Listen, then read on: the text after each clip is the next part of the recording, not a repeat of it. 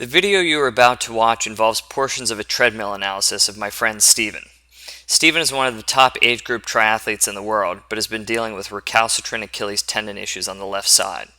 Steven is wearing his regular training shoe, which is an Asics Nimbus. It was screened for defects and premature wear prior to performing the analysis.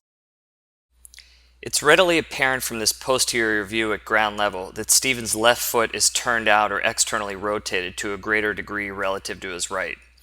On clinical examination, he presented with a lack of ankle dorsiflexion with the knee at 90 degrees of flexion, thereby forcing him to toe out so he can progress the leg over the foot.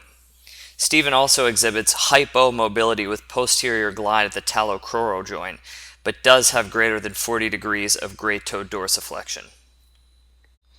As we move up to the lumbopelvic hip complex, one can appreciate the presence of a left lateral shift and right pelvic drop. While up to 10 degrees of hip adduction is normal during single limb support, Steve most likely exceeds that value. This is consistent with his clinical presentation of left hip abductor weakness and hip wobble during single leg stance assessment on the left. Taking a closer look at his right arm, we also notice him extending it to a much greater degree, which could occur to offset his lack of hip stability and trunk control.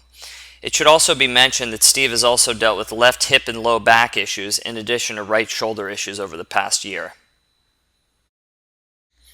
From a lateral view, we again see the right elbow extending, but also gain a better view of his lumbopelvic mechanics.